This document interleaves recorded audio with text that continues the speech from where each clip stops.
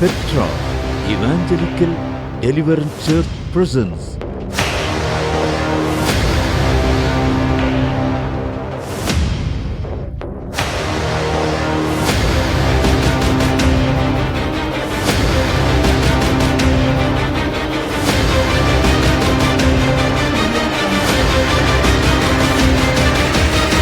தீர்க்க தரிசன சத்தம், prophetic voice.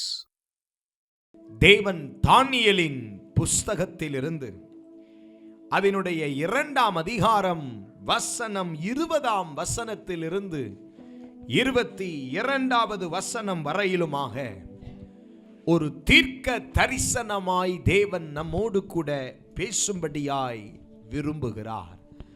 தானியேல் 2ஆம் அதிகாரம் வசனம் 20 தொடங்கி 22 வரை வாசிக்க கேட்கலாம்.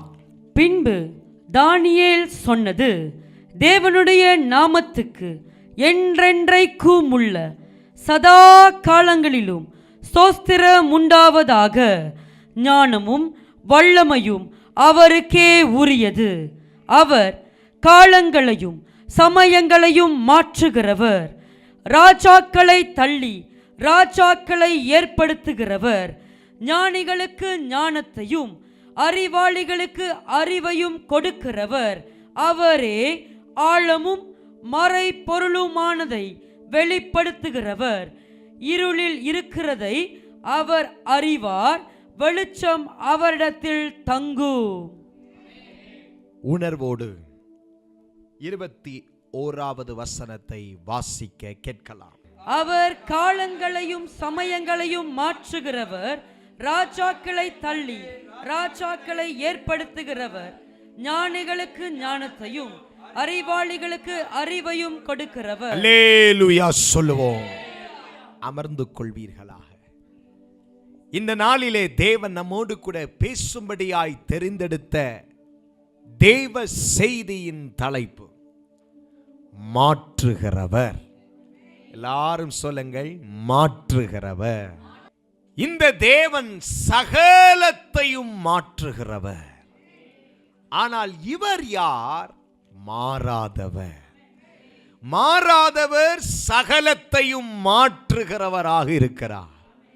இந்த ராத்திரி வேளையில எவைகள் மாறவில்லை, எவைகள் இன்னும் மாற்றப்படவில்லை என்று தவித்துக் கொண்டிருக்கிறீர்களோ அல்லது ஜெபித்துக் கொண்டிருக்கிறீர்களோ, அவைகளை என் தேவனாகிய கர்த்தர் மாற்ற வல்லமை உள்ளவர் என்பதை தானியேலின் தீர்க்கதரிசி மூலமாக இந்த ராத்திரி வேளையிலே நாம் ஒவ்வொருவரோடும் பேசுகிறார். என் தேவன் யாரையா? என் தேவன் நேற்றும் இன்றும் என்றும் மாறாதவர் என்று எபிரேயரின் புத்தகம் 13ஆம் அதிகாரம் 8வது வசனத்தை வாசிக்கும் பொழுது வாசிக்கிறோம். இயேசு கிறிஸ்து நேற்றும் இன்றும் என்றும் மாறாதவராயிருக்கிறார். அவர் என்றுமே மாறாதவராயிருக்கிறார். அதே காரியத்தை மல்கியா தீர்க்கதரிசியும் 3ஆம் அதிகாரம் வசனம் 6 என்ன சொல்லுகிறார்? நான் கர்த்தர், நான் கர்த்தர், நான் மாறாதவர், நான் மாறாதவர். ஆகையால் யாக்கோபின் புத்திரராகிய நீங்கள் நிர்மூலமாகவில்லை. ஒரு ஆமென் சொல்லுவீர்களா? நான் கர்த்தர், நான் மாறாதவர். நம்முடைய தேவன் மாறாதவர். அவர் மாறவே மாட்டார்.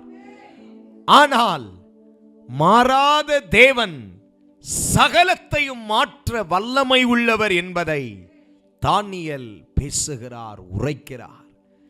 அதே தானியேலின் தேவனுடைய வசனங்கள் இந்த இரவு வேளையிலே மாற்றங்களை எதிர்பார்த்து கொண்டிருக்கிற நம்மை நோக்கியும் இந்த ராத்திரி வேளையிலே வருகிறது.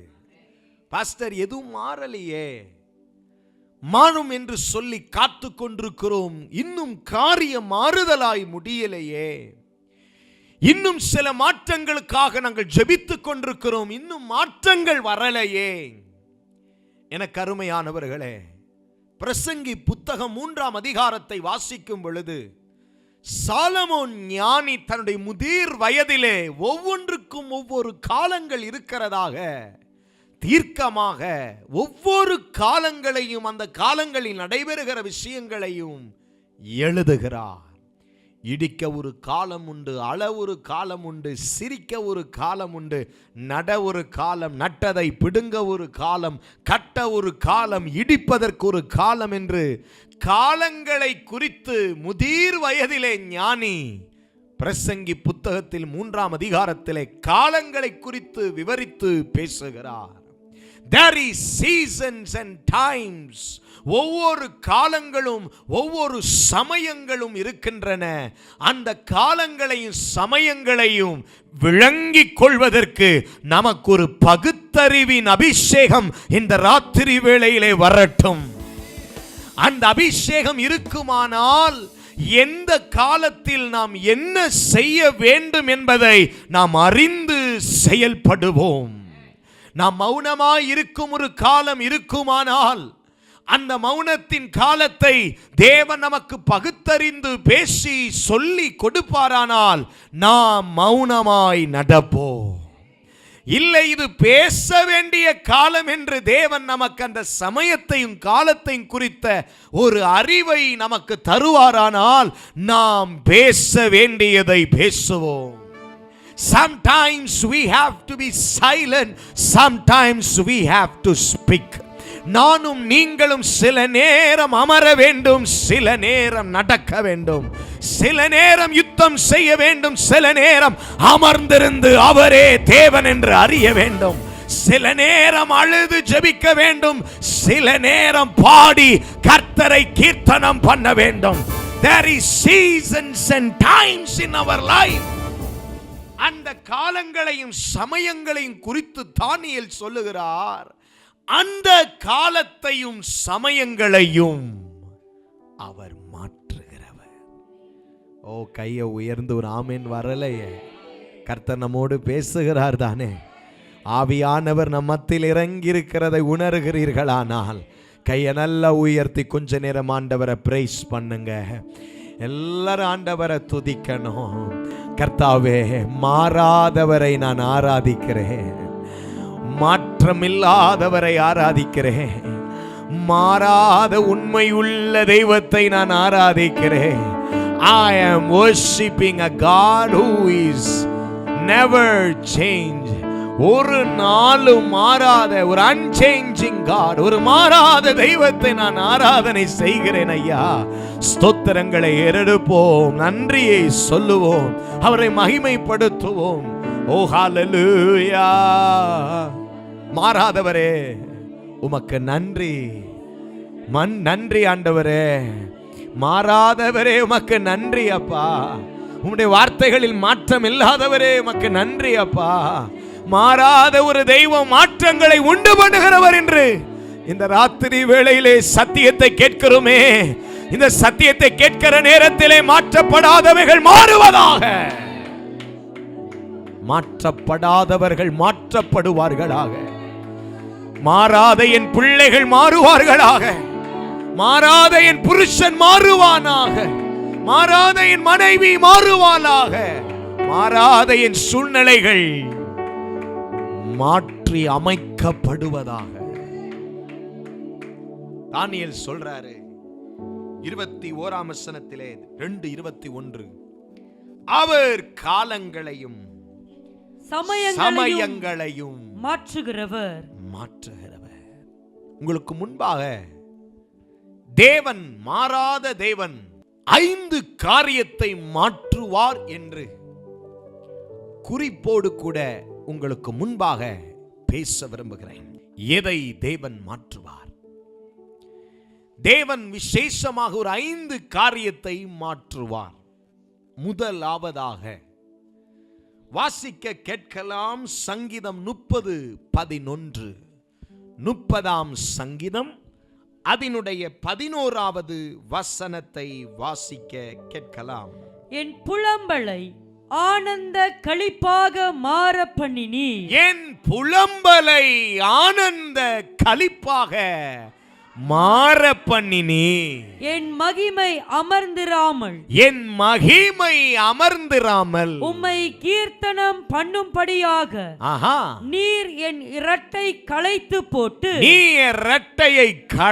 போட்டு மகிழ்ச்சி என்னும் கட்டினால் என்னை இடை கட்டினீர். ஹalleluya. கையை நல்ல உயர்த்தி ஹalleluya. கர்த்தருடைய ஜனங்களே, கர்த்தர் சொல்றாரு, இன்னைக்கு மாறாத தேவனாய் சில மாற்றங்களை உங்கள் வாழ்க்கையில கொண்டு வர போறேன்.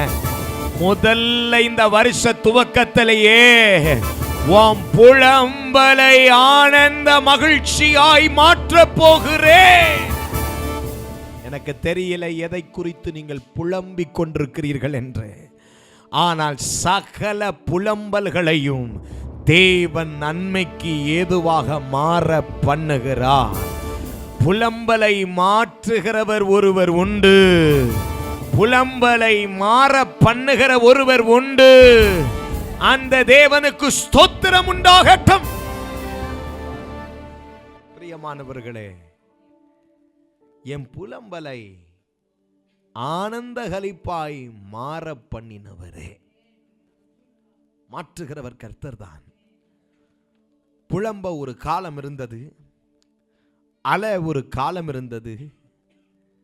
அழுது அழுது தேவ சமூகத்திலே காத்திருந்த நாட்களும் சமயங்களும் காலங்களும் நமக்கு இருந்தது. அந்த காலங்களை தேவன் மாற பண்ணுவாராம். ஒரு ஆமென் வரமாட்டேங்குது. ஒருவள் அழுத ஒரு சமயம் உண்டு, அழுது புலம்பின ஒரு சமயம் உண்டு.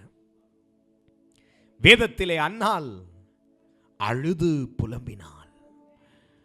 என்னவென்று அழுது புலம்பினாள்? எனக்கு ஒரு குழந்தை இல்லையே, எனக்கு என் தேவன் குழந்தை தரமாட்டாரா? ஒரு ராம் முழுவதுமாக, ஒரு பகல் முழுவதுமாக தேவனுடைய ஆலயத்துக்கு ஓடி போய் பலிபீடத்தின் அண்டையிலே உட்கார்ந்து அழுதாள். அவள் அழுகையின் நாட்களை கண்டபோ அநேகர் அவளை பார்த்து ஏளனம் செய்தார்கள். ஆசாரியனும் கூட அவளுடைய புலம்பலை அற்பமாய் எண்ணினான். ஆனாலும் அவளுடைய புலம்பலின் நாட்களை, அவளுடைய அழுகையின் நாட்களை தேவன் மாற பண்ணினார். அந்நாளின் கூக்குரலையும் அழுகையின் சத்தங்களை கேட்ட ஒரு தெய்வன் இந்த ராத்திரி வேளையில நம் மத்தியிலே இருக்கிறார் என்பதை நான் உணர்கிறேன். ஆண்டவருடைய பிள்ளைகளே, நீ அழுத ஒரு காலம் உண்டு என்றால் உன் புலம்பலை மாற பண்ண ஒரு காலம் உண்டு. உன் புலம்பல் மாறிவிடும். இந்த வருஷம் உன் புலம்பல் மாறிவிடும்.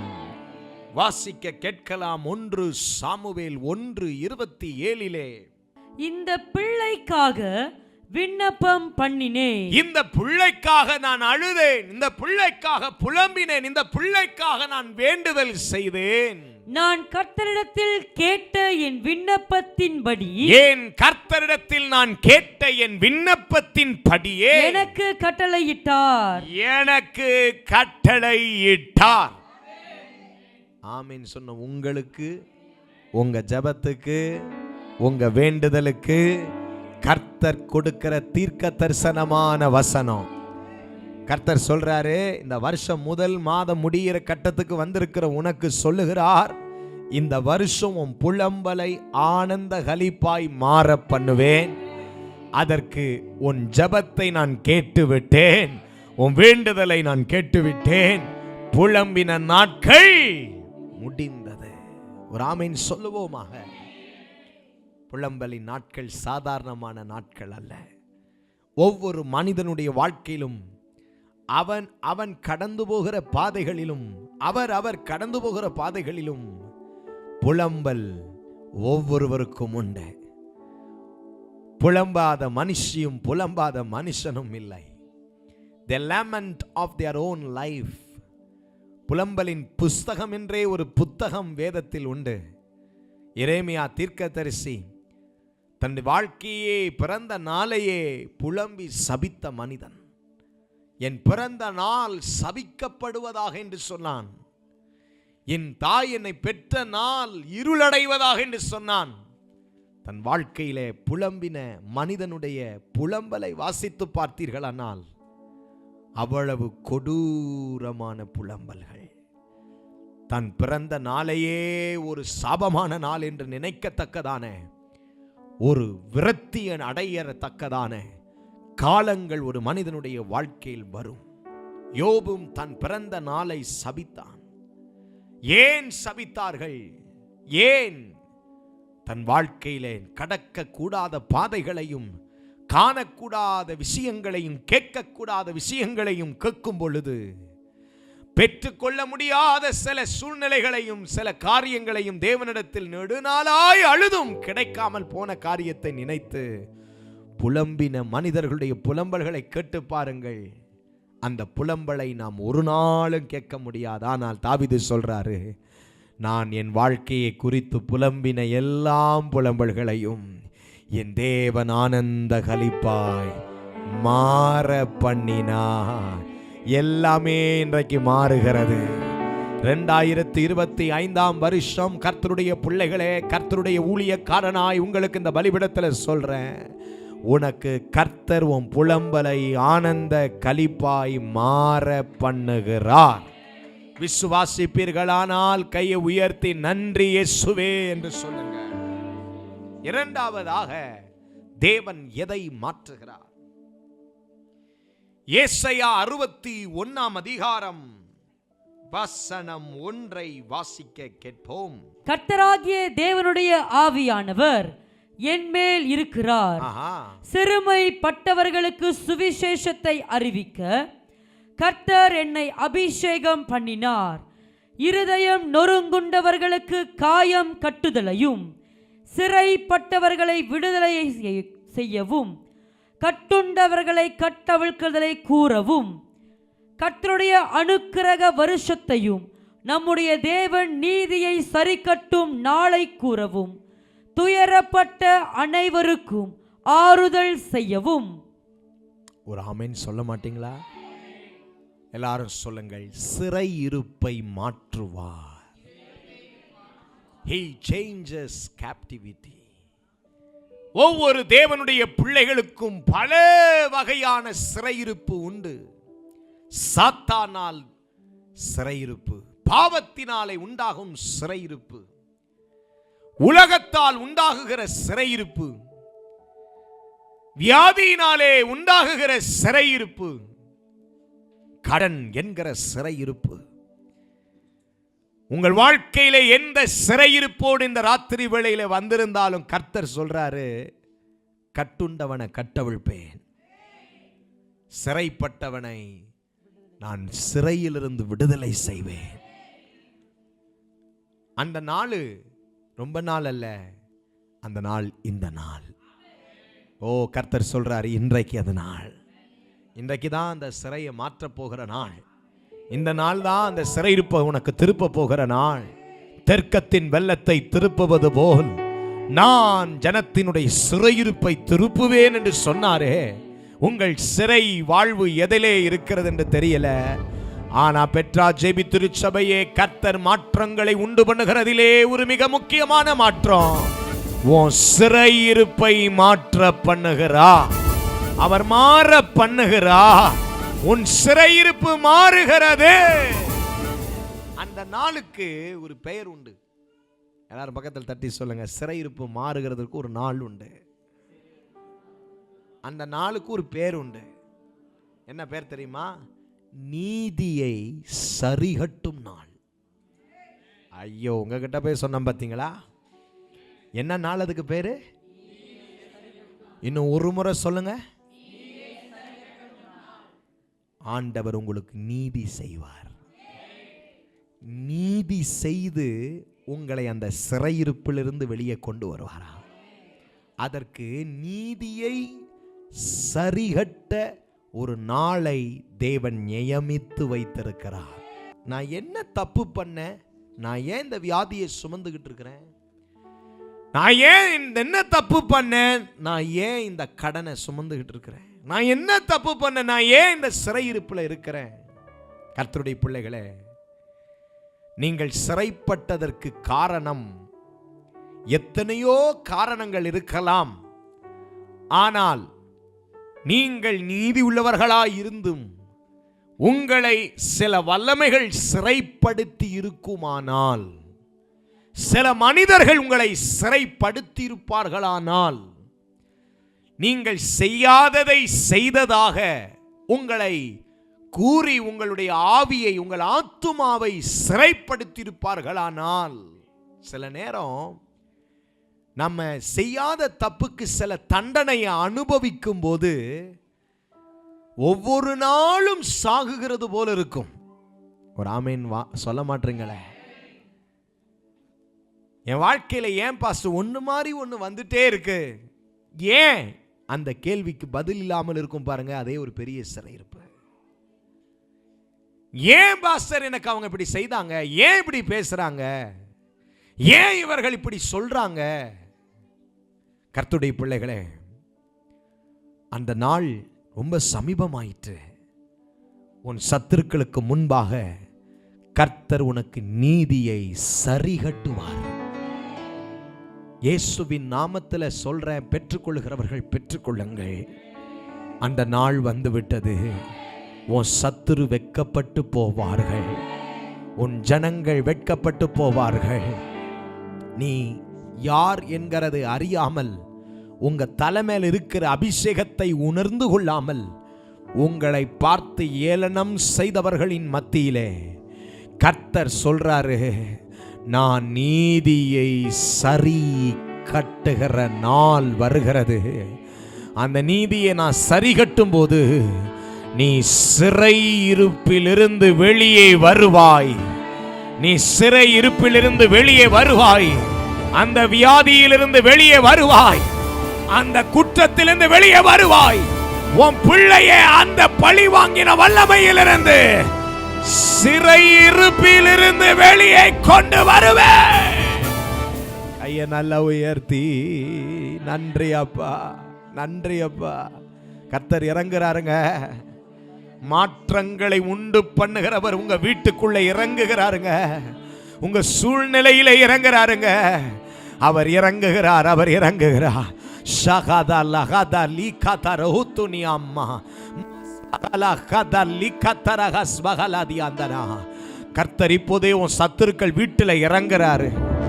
உன்னை பார்த்து உண்மை அறியாமல் யாரோ உன்னை பற்றி பேசினதை உண்மை என்று எண்ணி உன்னை குற்றவாளியாய் தீர்த்த மனுஷர்கள், அவர்களுக்கு நீதியை சரிகட்டுகிற நாள் வருது. உன் சத்துருக்கள் இடறுவார்கள், உன் சத்துருக்கள் வெட்கமடைவார்கள், உன் சத்துருக்கள் தலை நிமிருகிற நாட்கள் முடிந்தது என்று கர்த்தர் சொல்லுகிறார். கர்த்தர் நீதியை சரிகட்டுகிற நாள் வருகிறது. நல்ல கரந்தட்டி ஆண்டவரை மகிமைப்படுத்துங்க. சிறையிருப்பை கர்த்தர் மாற்றுகிறார். அல்லேலூயா சொல்லுங்கள். கர்த்தருடைய பிள்ளைகளே, யோசேப்பு சிறை வாழ்வுக்குள்ளே போன போது, சிறை பிடிக்கப்பட்ட நாட்களிலே அவன் மௌனமாயிருந்தான். கர்த்தர் அவனுக்கு இறங்கினார். கர்த்தர் அவன் சத்துருக்கள் மத்தியில் இறங்கினார். Whatever that the enemies tried to do, என்னெல்லாம் சத்துருக்கள் செய்ய நினைத்தார்களோ அதை எல்லாத்தையும் கர்த்தர் யோசேப்புக்கு நன்மைக்கு எதுவாக திருப்பினார். நான் சொல்றேன், இன்னைக்கு அந்த நீதியை சரிகட்டுகிற நாள் வரும்போது நீங்கள் ஒன்றை உணர்வீர்கள். கொஞ்ச பேத்துக்கு மட்டும் ஆசீர்வாதமாக இருந்த உங்களை கர்த்தர் அந்த சிறையிருப்புக்குள்ள உங்களை கொண்டு வெளியில வந்ததனால கர்த்தர் அநேக ஆயிரங்களுக்கு உங்களுக்கு ஆசீர்வாதமாய் வைப்பார். அதை கர்த்தர் யோசேப்பின் வாழ்விலே செய்தார். ஆதியாகமம் 50:20 வாசிக்க கேட்கலாம். நீங்கள் எனக்கு தீமை செய்ய நினைத்தீர்கள். நல்ல கவனிங்கள்.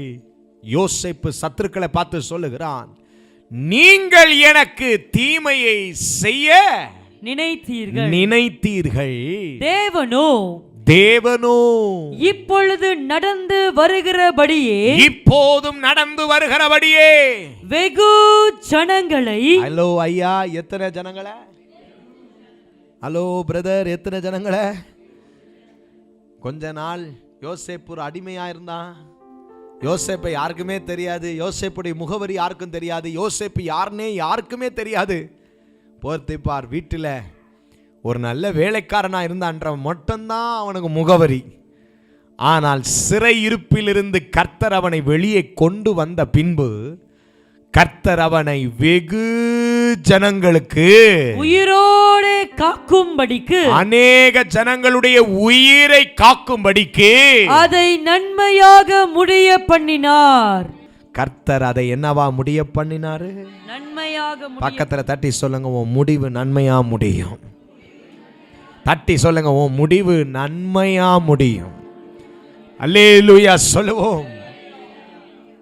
உங்கள் முடிவை சத்துருக்கள் பார்ப்பார்கள். ஆமென் சொல்லுங்கள் பார்க்கலாம். வாழ மாட்டார்கள். அவர்கள் வாழ்ந்து கொண்டிருக்கிற இந்த நாட்கள் கர்த்தர் நீதியை சரிகட்டும் பொழுது வாழ முடியாமல் போய்விடும். யோசிப்பார்கள், எப்படியோ என்னவோ இவன் ஆவான் என்று பார்த்தோமே, என்னென்னமோ சொன்னோமே. பேலையாம் தீர்க்கதரிசி என்னென்னமோ இஸ்ரவேலை சபிக்க தீர்க்க தரிசனம் சொன்னான். என்னவோ நடக்கும் என்று எதிர்பார்த்து கொண்டிருக்கிற வேளையில ஆண்டவர் சொன்னார், நான் ஆசீர்வதித்ததை ஒருவனாலும் சபிக்க முடியாது. நான் உயர்த்தினவர்களை ஒருவராலும் தாழ்த்த முடியாது. நான் கொண்ட திட்டத்தை ஒருவராலும் மாற்ற முடியாது. அதை சொன்னேன், அதை செய்வேன். அதை திட்டம் பண்ணினேன், அதை நிறைவேற்றி முடிப்பேன். அதை நன்மையாய் முடிய பண்ணுவேன். கையை உயர்த்தி ஹல்லேலூயா. உங்கள் கர்த்தர் உங்கள் சிறையிருப்பை மாற பண்ணுகிறார். உங்கள் ஜாய் டிவியில் திங்கள் முதல் வெள்ளிக்கிழமை வரையிலும் தினமும் இரவு 9 மணி முதல் 9:30 மணி வரையிலும் தீர்க்க தரிசன சத்தம் என்ற நிகழ்ச்சியை காணத் தவறாதீர்கள். உங்கள் ஜெபத் தேவைகளுக்கும் மேலும் ஆலோசனைகளுக்கும் தொடர்பு கொள்ள வேண்டிய முகவரி: pastor R. Philip, Petra evangelical deliverance church, Anbu Nagar, வஞ்சியாபுரம் பிரிவு, பொள்ளாச்சி, கோயம்புத்தூர் 642006. செல்போன் நம்பர் 9600457569 மற்றும் பாஸ்டர் டேவிட் செல்வம், பெட்ரா இவாஞ்சலிக்கல் டெலிவரன்ஸ் சர்ச், எண் 11, உஜ்ஜால் சிங் தெரு, ராமகிருஷ்ணாபுரம், ஈஸ்ட் தாம்பரம், சென்னை 59.